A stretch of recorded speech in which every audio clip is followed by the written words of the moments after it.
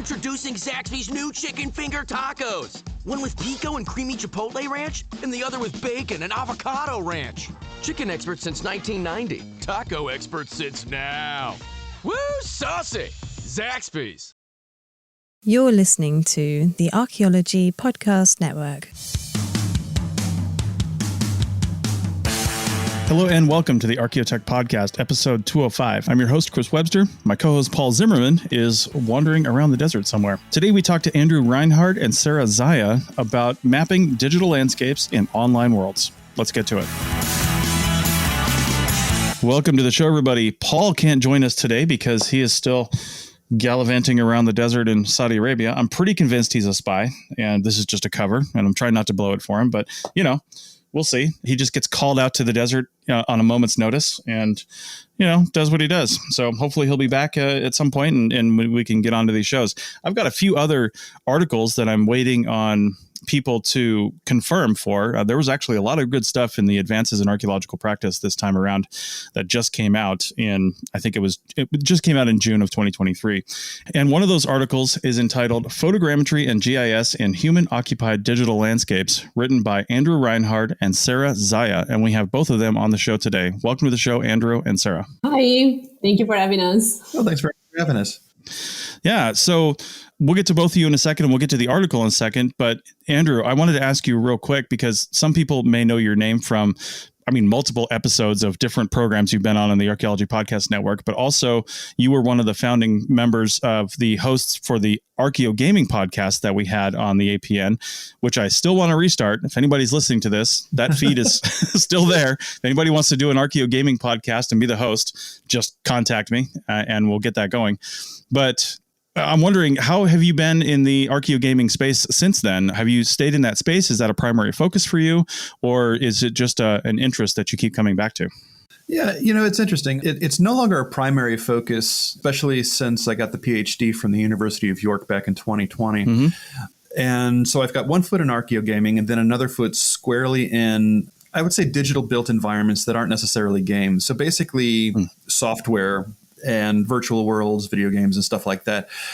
Basically, any place that human beings are present and they're leaving evidence of material culture, settlement, and abandonment in a digital space, you'll find me there. So, nice. So games is part of that equation. But, really, like with this article, this was a pivot from going from strictly video game archaeology into something that could be applied to other kinds of digital things where people quote unquote live. Okay. So I still keep in touch with my colleagues and friends and everything. I run the Archeo Gaming Mastodon account since we nuked the Twitter account. Right. And I'm currently a board member for Saving Ancient Studies Alliance, or SASA. Awesome. Sounds good. And Sara, what brings you to the Archeo Gaming sphere? I don't know if this article really belongs in Archeo Gaming. It does, because like you said, Andrew, it's applicable, bringing real world techniques into the the gaming sphere. But Sara, what brings you to this space before we really get into the article? So I'm a spatial archaeologist, and I just finished my PhD, and I'm also a gamer. So I really enjoy playing video games, and I mostly enjoy the games that have an archaeological background. Nice. And a flavor. I think I bring the technical part into the article, but I really, really enjoyed it. It gave me a different perspective of, gaming. And whenever now I play video games, I kind of look at the space and the traces that I found on a different light. Mm-hmm. So let's talk about the article then. Again, this is in the Advances in Archaeological Practice, and we will link to this article. You do need a login to see it because it's part of the SAA, the Society for American Archaeology. But there are typically ways around that if you want to get a copy of the article. This is actually open access. We got old open access paid for through New York University, so people can look at it. Even though it's on the site, it's totally free to review. Oh, I didn't know that because I logged in to go download it and I didn't even notice. So, okay, well, that's good. So we'll link to it anyway, and seriously go download it because there's some really good stuff in here, including the references and some images that will be handy actually as you're listening to this. So look down at your show notes. There'll be a link to the article and you can bring that up while you're listening to the show. Hopefully you're not driving or doing survey or anything like that. So, be careful. But All right, so let's get into this. This article that we find out a little bit later in the article is actually part of a multi-step process that you guys are doing to, we'll talk about that, the other steps, but why don't one of you just explain what this step one is and give, the elevator pitch or abstract version of the purpose of this article? Dealing with digital games and working with digital kind of landscape archaeology, it's really difficult to kind of pinpoint where things are happening. So if somebody builds something in a game, if somebody, puts something up, whether it's a fortification or a residence, or they put some kind of material evidence of their visit in a digital space, there's no coordinates, there's no north, it's kind of fake north, south, east, west. There's kind of a fakey grid, but there's no GIS because we're dealing with these procedurally generated spaces or designed spaces that are independent of the grid that covers the earth. And so I'm like, well, if we're going to do some archaeology, and especially if we want to do landscape archaeology, we probably need to pinpoint where things are happening precisely in the environment. I wonder if we can do that. And so, knowing full well, I do not have the technical expertise, with GIS and with mapping software, although I play around with QGIS a little bit, or working with point clouds or DEMs, digital elevation models. I know the words, but I don't know how to do them. And so I reached out back when I had a Twitter, before the hostile takeover there by Musk, and cast around. And Sarah's like, sure. Yeah. So, Sarah, do you want to fill in where what caught your eye and what you brought to the article as well? Sure. Well, since I was I think it was a few years ago, I started to get interested in archaeogaming, and so of course I ran into Andrew's blog website and I started reading, and so his name was like a big name in my head, and so I started following him on Twitter. And then I saw when I was scrolling down his tweet, and I was kind of, shy at the beginning to reply. Because I was like, well, I'm a PhD student. I'm sure there is a long, long line to work with Andrew. He's not going to listen to me, And then I went back a couple of days after and I said to myself, well, if you don't try, you will never know. But The tweet was canceled at that point. Or I couldn't find it anymore. So I think I DM'd you and say, hey, I saw your tweet. Do you still need someone to do some GIS? And that's, the rest is history, I suppose. Yeah, absolutely. So the theory was, can we make actual usable, maps, topographic maps, DEMs, from point clouds that we gather on these spaces that don't exist on Earth? And if so, how do we do that? And if we figure out how to do that, we should probably write it up so that other people can do it too. All right. So we'll get into your methodology on that probably in the next segment. But first, I want to talk about the games you guys decided to use for this. Now, No Man's Sky and Fortnite are the two games, very different games. And I've actually played No Man's Sky. I haven't played Fortnite, but I know of it and what it's all about.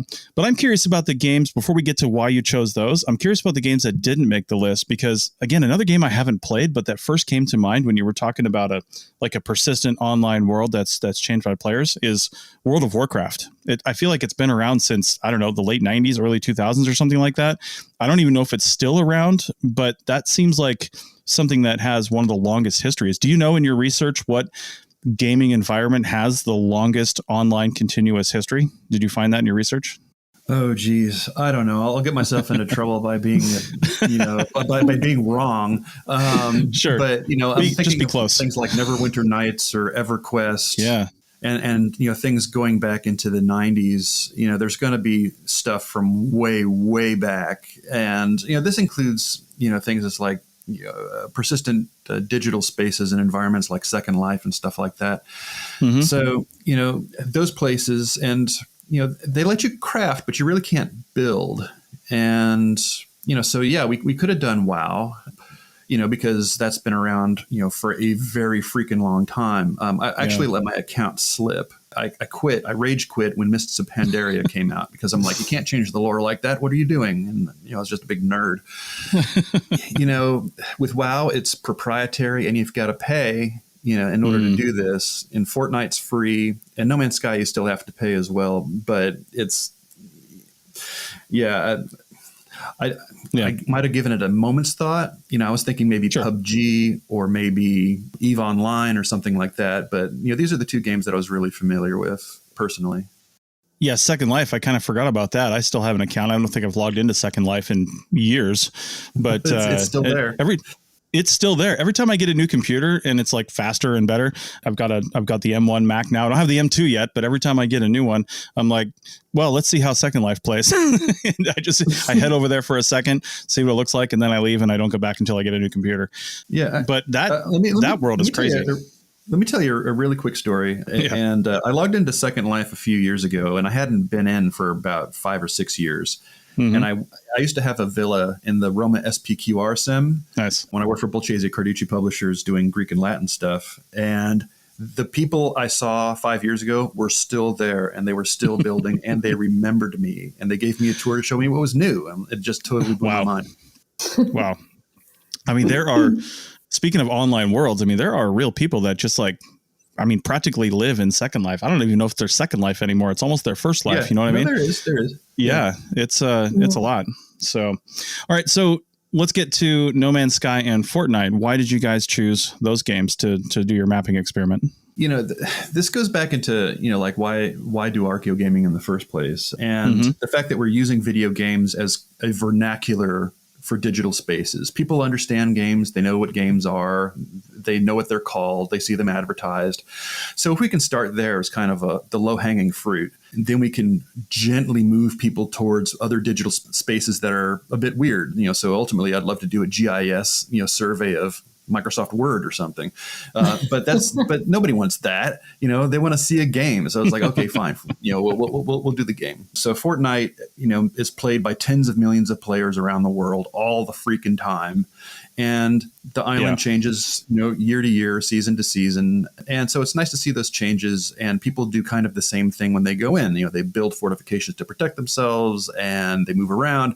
And it's really, really fast. So you can get a really good data set in about 20 minutes. And then for No Man's Sky, again, wildly popular game played by millions. And it's a procedurally generated space. And so we're like, well, can you map a space that's never existed before until you log in? And so, we figured those are two games that people know. A lot of people have played, at least they're familiar with it, and they allow us a couple of different variables to tinker with when we're mapping. Regarding Fortnite, what is the value, do you think? Sure, if it's just a thought experiment, can you map a procedurally generated space that doesn't exist after it's been used? Then that's a question, right? And if that's the only question you're asking, then yeah, that's a yes or no question. We can do this or we can't. But I'm wondering, if you can, what's the value in that? You know what I mean? With something that persists and is around for years, let's say, that I can really see. But Fortnite, the world's gone in 20 minutes or something like that, from my understanding. Yeah. What do you think the end value could be there? Or are you not answering that question yet? This is the main question. And this is the question that really bugs me as a digital archaeologist, and what keeps me up at night because it gives me nightmares. It's like, all of this digital occupation, all of this digital construction, software is coming and going. These rounds last 20 minutes and then are gone without a trace. And so, if you're a digital archaeologist and you're not on the ground recording things as they happen, that stuff will be gone. And so, by documenting, these very discrete, very fast happenings, we can then build a data set. And I was telling Sarah earlier that, for me, this is, it's a merging of salvage or rapid archaeology with slow data. We get into Bill Caraher's ideas of slow data and slow archaeology. Same thing with Jeremy Huggett. And this was kind of a revelation. It's like we have to work really, really fast to collect the data, but then we can take our time afterwards to see what people are actually doing in this limited time that they have. Are they following, different patterns? How are they interacting with the digital landscape versus a regular one? What kind of community building do they have? What's the nature of the architecture of the constructions when they're built under stress? And so, there are all kinds of questions that can be asked, but we have to be really fast in getting this information so that we can interpret it later. Okay. Well, that's pretty much the why of this. I really want to get into the how of this, so I think we'll just have a little bit longer of a segment too. And for that, we will take a break right now and come back on the other side and get into how you guys did this. Back in a minute. Save on O'Reilly Brake Parts Cleaner. Get 2 cans of O'Reilly Brake Parts Cleaner for just $8. Valid in-store only at O'Reilly Auto Parts. O'Reilly Auto Parts. Chicken tacos should only be trusted to chicken professionals. That's where we come in. Introducing Zaxby's new chicken finger tacos. One comes with pico de gallo and creamy chipotle ranch. And the other comes with bacon, lettuce, tomato, and avocado ranch. Chicken experts since 1990. Chicken taco experts since now. Order yours today in the Zax Rewards app. Woo, saucy! Zaxby's.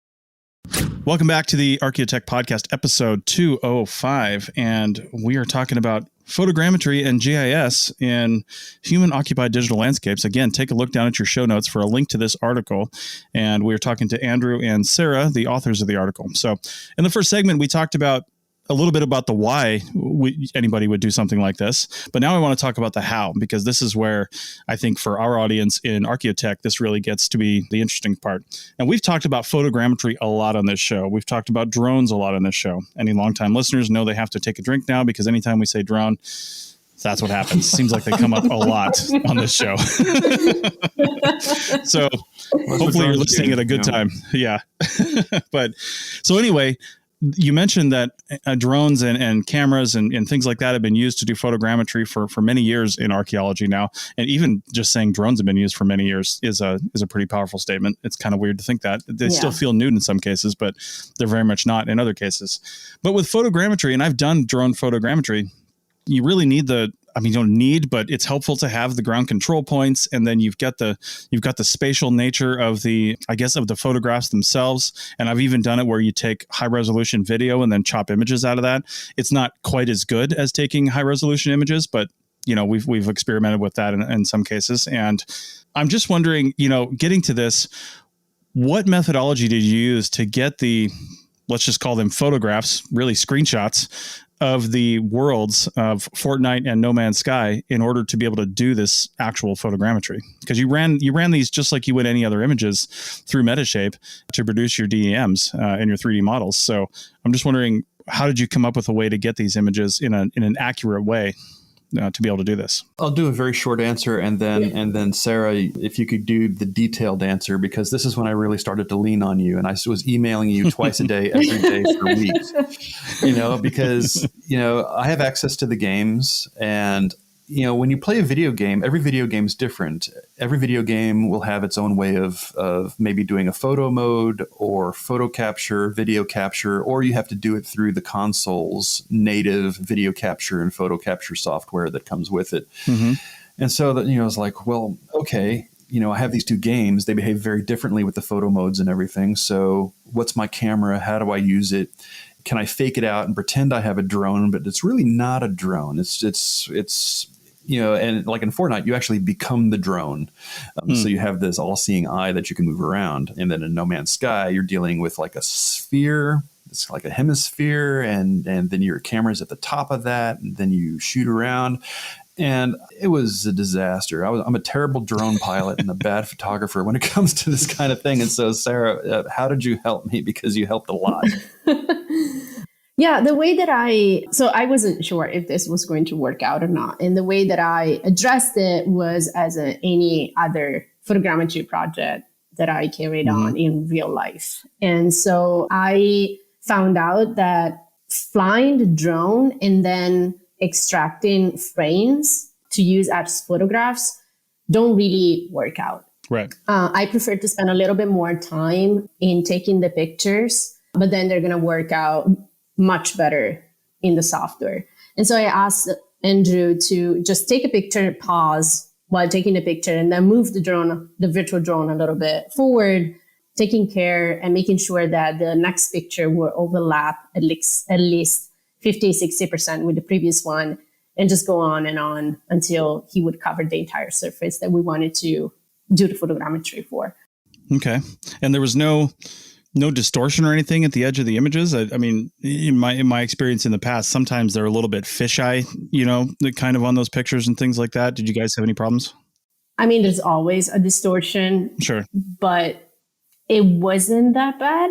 If I remember correctly, it wasn't that bad. So it was not like a whole 360, that kind of distortion that you see the parable or anything like that. No. Yeah, we didn't have to fix too much of that. And especially like with Fortnite, there's no curvature of the earth. Oh, sure. It's flat. Granted, it's got topography, but yeah. And, shooting from the top down and then moving things around and then making sure we had the overlaps, seemed to have taken care of that. And it was fun to kind of hand the files off to Sarah for her to do her magic and whatever she did on her PC. My magic. That seemed to work out okay. We tried a couple of times, and I think the first set of image wasn't working. But the second time, like I gave, I guess, more detailed instructions, and Andrew was great in taking the pictures, and that worked out perfectly. Nice. I'm wondering with Metashape, I mean, obviously, a lot of us that are listening to this have put images into Metashape before, but obviously they're usually images of the earth or objects and things like that. Did it just accept these digital images that don't necessarily look like anything on the earth? It just accepted them and did it like normal, or did you have to use any special settings? No, it actually worked. I was very surprised, but I guess these digital spaces are very, very accurate, so that they resemble real spaces, and the software just picked them up. Right. Okay. Yeah. Nice. It was a gamble. This is one of these things. It's like, you ask this what if question and it sounds really crazy, but it's like, it's so crazy. It just might work. It looks like a mountain. Let's see what happens. And it did. It did it. No, I was very, very surprised about it because, I don't know how specifically, the software works. Like I know what I have to do to make it work, but I don't know what the parameters inside the algorithm or whatever, how they are set up. So I don't know the tolerance. In my personal experience with real world, the tolerance is pretty high, more and more with the new updates. And so, slight errors that you might have, and they would have created issues in the past, like different light. If one image is darker than the next one, maybe it won't, match them because the RGB values of the two of the pixel, the same pixel in the two different images is different. And so it doesn't recognize it. But now it doesn't even matter anymore. Like if it's not completely off, even if it's slightly different, it still works. Nice. And I really think the trick here to make it work is to give the software, even if it's a digital landscape, even if it's a fake mountain, if you give it enough like angles, like if the pictures are taken with the right angles, it will still recreate the shape of the mountain, even if it's not real. Yeah, that took a little bit of doing, though. I mean, you had me go back and shoot stuff again. Yeah, and let's do that again and try it again. Let's try it. So, one of the beautiful things about the project is just it demonstrates how technology is really iterative. And the archaeological approach, or the digital archaeological approach, is it's you take steps, and it's like, okay, and you just tweak and you tweak and you tweak, and then you finally get it, hopefully. Yeah, I think I might have asked you to go back and take some oblique images to kind of complete the set of the Zenith picture, the one from above, straight from above. Yeah. So you produce this photogrammetric model and you bring it into a GIS, and you've got this, well, first off in Metashape, you've got a model that has spatial components to it, right? How did you apply units to that? Right? Because how do you even know what the units are in the online world? Right. This was the big question. This was the funniest part. It's like, oh my God, it's like we get to this point and we're like, how many meters is this? Exactly. What is a foot? Because, this stuff is like totally made up. And so we had to believe that with both of these games, that they were designed for an average sized adult human being. I don't know, less than 2 meters tall. And let's just go with that. Now, in No Man's Sky, they have units which equate to meters. And so you can kind of and I actually did this, is that you can do a field survey in the game, and you can have a starting point. You set a little beacon, and then you start at the beacon and you walk onto the horizon to a point. And when you finish, you can see how far you walked. It's like, oh, okay, that's cool. Right. But not so much in Fortnite. Fortnite, you just kind of had to make it up and take a best guess. So yeah, dealing with units of measure in video games does not really exist. I mean, they have it in the underlying code, right? Because you have to have things, make sense when you're doing the design, but they don't really impart that to the public. It's just part of their gaming mandate or whatever. Well, I noticed in the article you read one of the updates or additions of Fortnite had Indiana Jones. There's a known quantity. Harrison Ford has a predictable height. Precisely.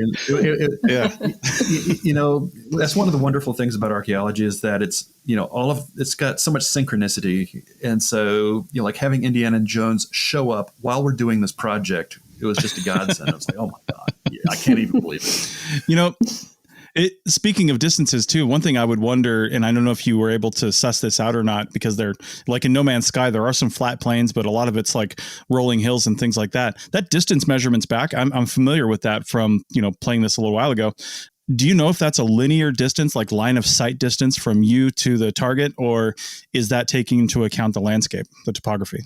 No, it's line of sight, kind of as the crow flies, distancing. So it's going to be pretty accurate, but not 100% accurate. And I don't know that we would be able to get 100% accuracy, at least not yet anyway, until we figure that out.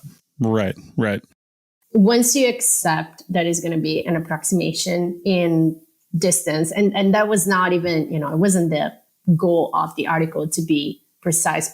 We just wanted to see if the project was possible or not. But, once you approximate the distances, we just mark them in a way that I could see them in the pictures. And instead of using coordinates from, Total Station or GPS or whatever that I didn't have, I just scaled the model with those distances.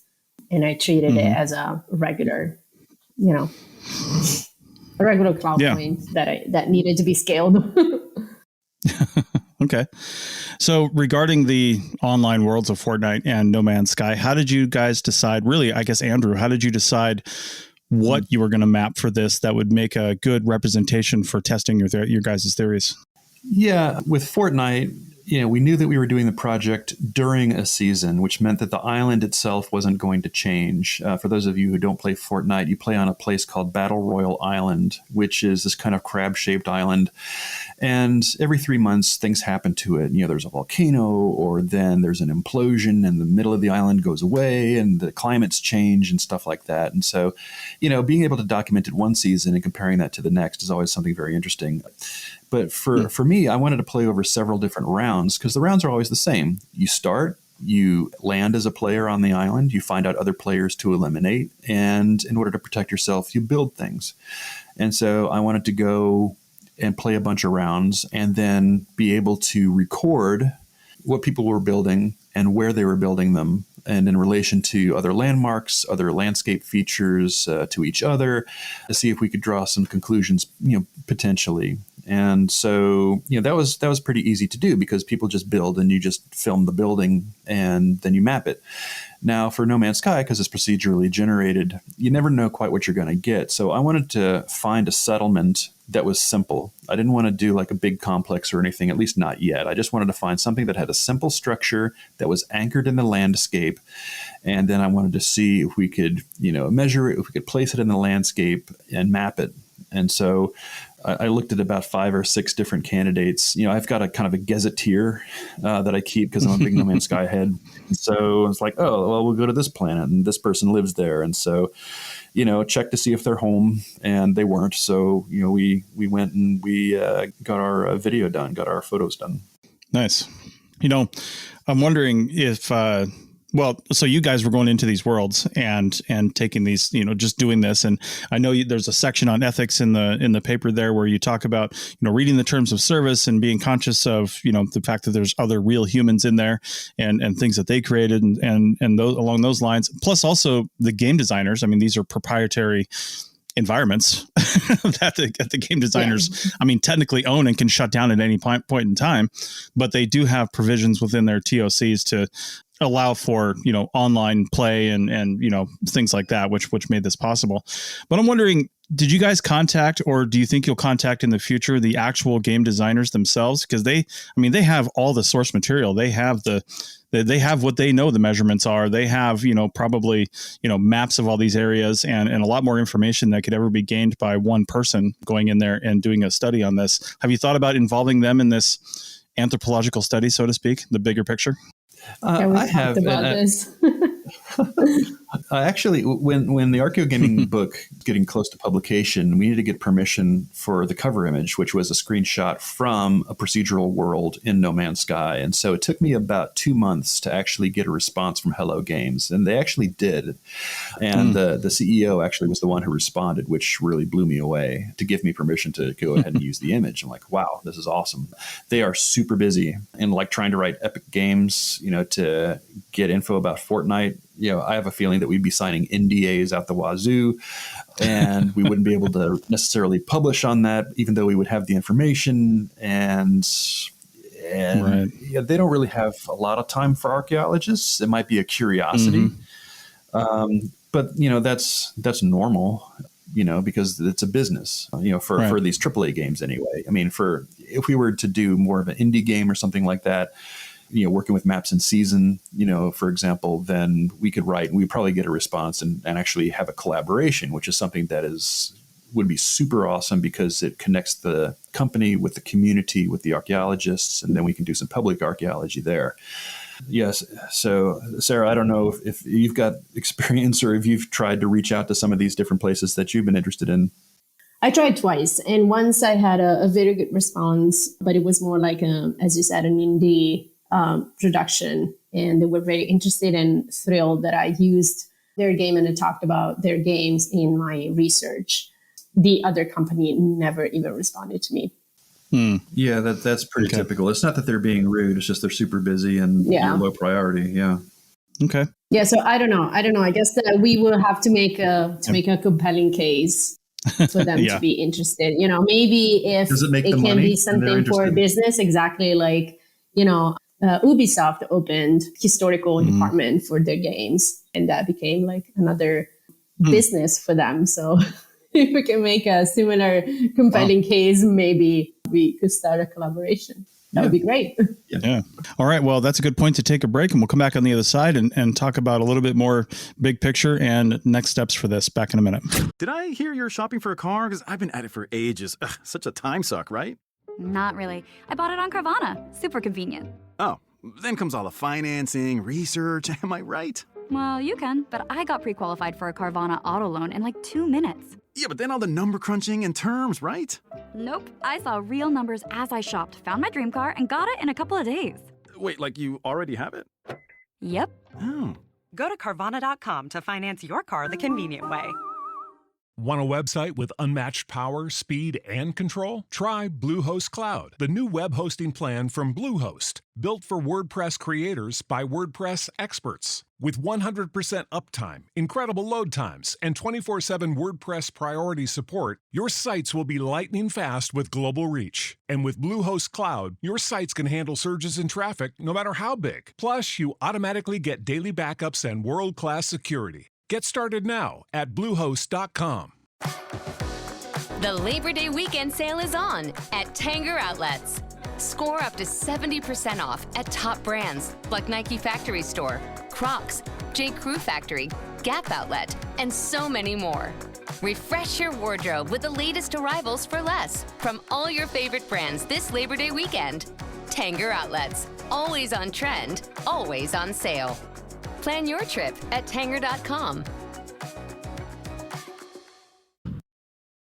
Welcome back to the ArchaeoTech Podcast, episode 205, and we're talking about mapping online environments. And the first question for this paper that you guys were trying to answer was basically, can it be done? Is this even possible? And to your shock and surprise, it can be done.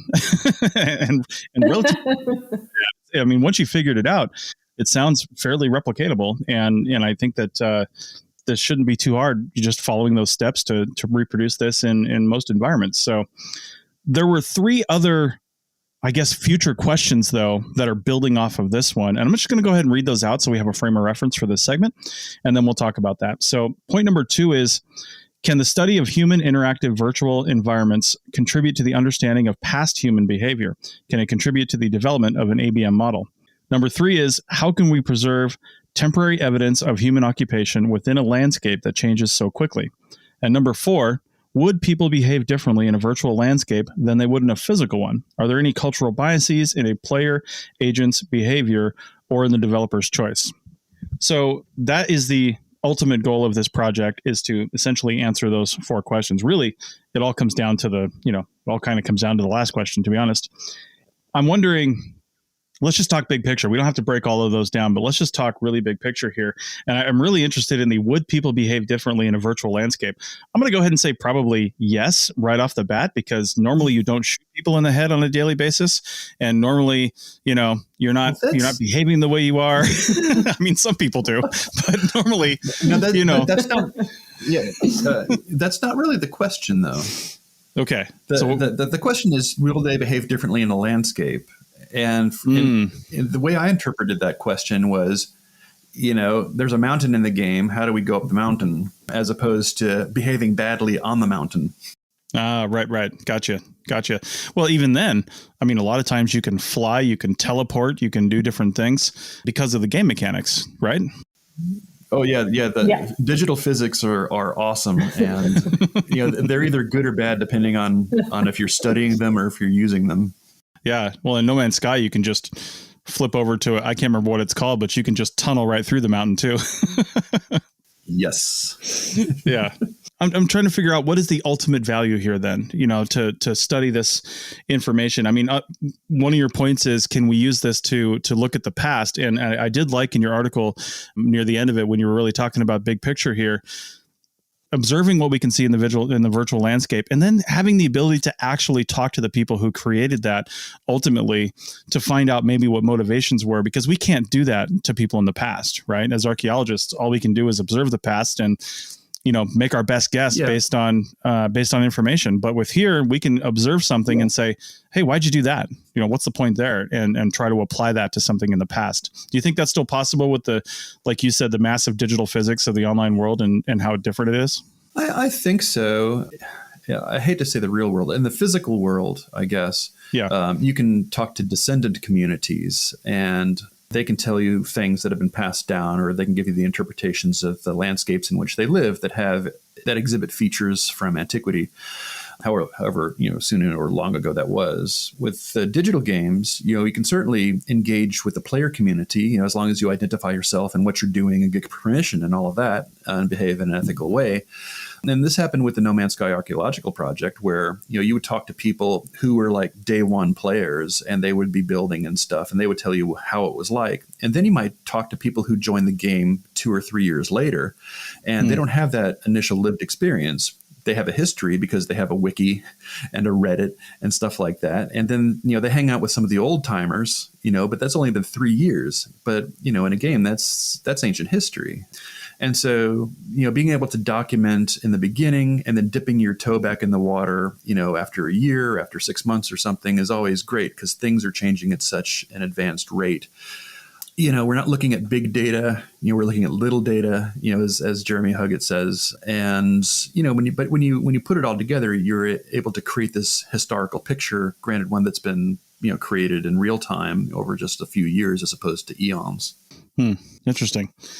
Do you think that, and this is a question for both of you, I guess, when you start documenting stuff like this, you start getting these landscapes documented, you start making, doing other studies based on those models, because usually the first step in any archaeological project is mapping, right? So this is how we're approaching this. And once you start documenting this world and you start making it, I don't know, you start putting it into the archaeological record, so to speak. It's not even so to speak. This really is the archaeological record. It's just the digital archaeological record.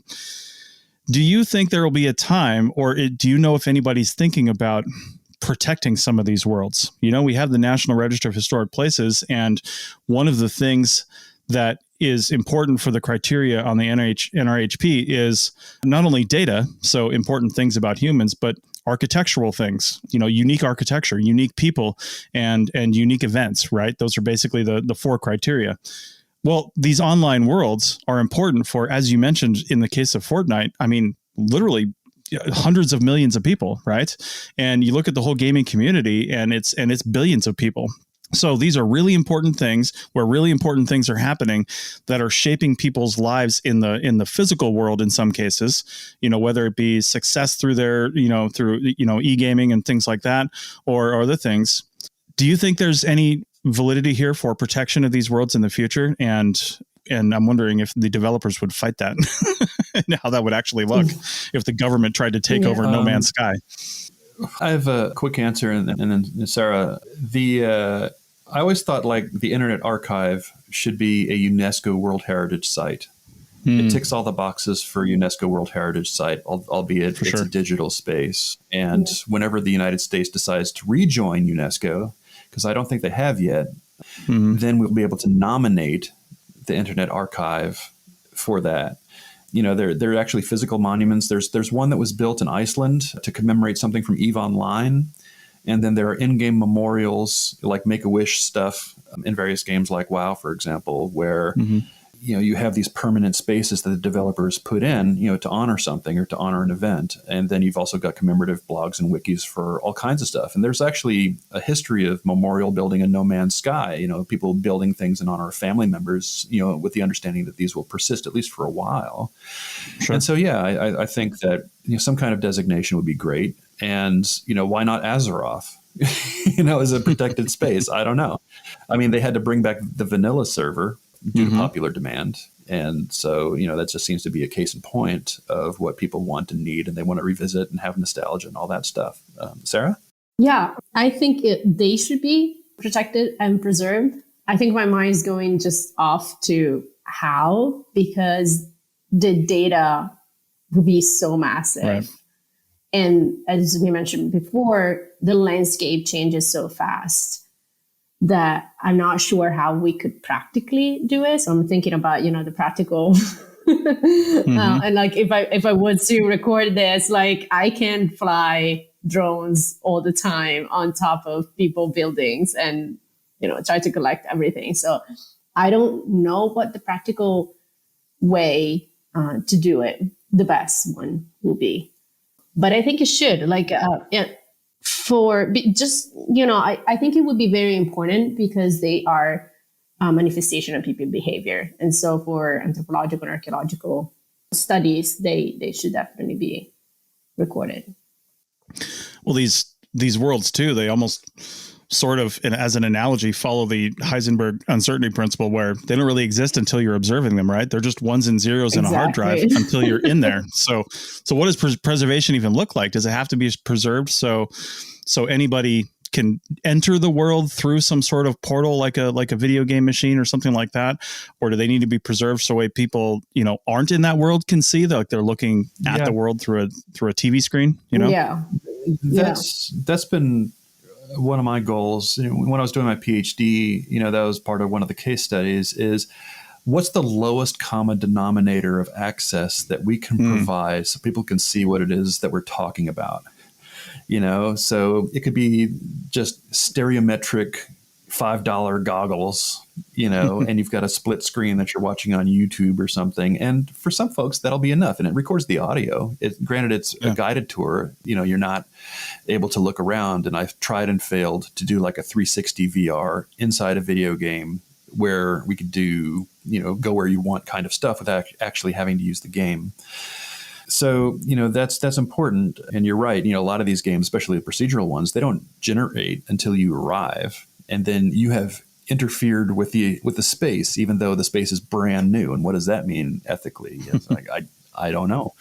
And then you're also right in that the archaeologists are actually the leaders in creating the digital archaeological record. Hats off to TDAR, but where there is no archaeological record until we show up, and all of a sudden there is one. And so, what does that mean? For ethics and for what it is that we're communicating. And if we go there first and people follow us, what have we done?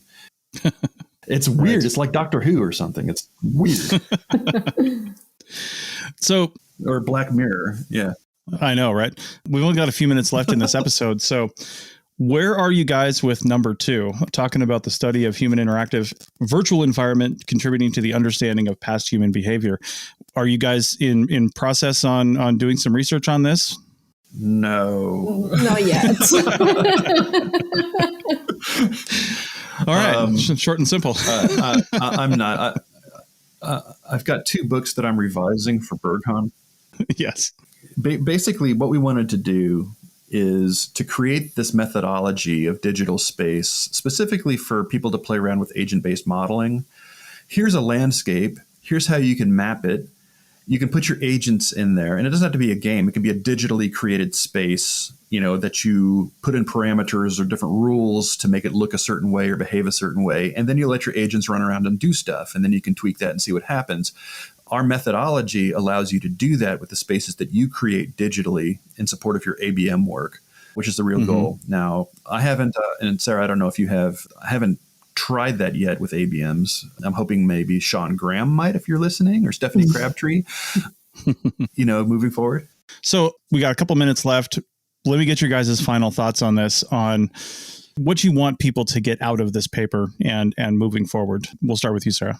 Yeah, I think what I would like the people to get what I got out of it. And so start thinking about video games and digital spaces, whether they are, fixed or generated, as places not where to play and have fun, but like thinking about, as world where you start living it. And when your action kind of have consequences for you, the landscape, the environment that you're in, and also for other players. So to start thinking how you interact with the things and the people that you meet in the digital space on top of just having fun and playing the game by itself. And so be more aware that is still creating archaeological record for other people eventually in the future, possibly to look at and study.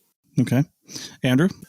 For me, the main goal was to demonstrate that even though digital landscapes are a relatively new medium, an archaeological medium, that you don't have to really change all that much what you do as an archaeologist and the tools that you use. If you're using drones, if you're using modeling software, if you're using GIS software, you can still follow those steps and still use those materials in digital spaces as well as in terrestrial ones. And so, that was really one of the overarching goals for me, is to demonstrate that you don't have to be a gamer in order to participate in doing this kind of digital archaeology, especially archaeology that's done in a digital space. Sure. Okay. Well, that's about all the time we have. Thanks, guys, for coming on. I hope that when you continue this research in the future, we can bring you guys back on to have a follow-up discussion. Thanks a lot for coming on the show. Thank you for having us. Thanks again. Bye-bye. All right. And we'll see everybody else next time.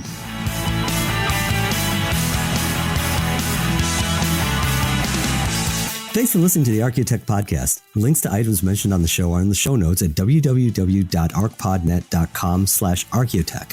Contact us at chris@archaeologypodcastnetwork.com and paul@lugal.com. Support the show by becoming a member at archpodnet.com/members.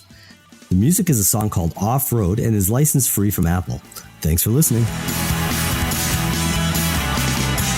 This episode was produced by Chris Webster from his RV traveling the United States, Tristan Boyle in Scotland, DigTech LLC, Cultural Media, and the Archaeology Podcast Network, and was edited by Chris Webster. This has been a presentation of the Archaeology Podcast Network. Visit us on the web for show notes and other podcasts at www.archpodnet.com. Contact us at chris@archaeologypodcastnetwork.com.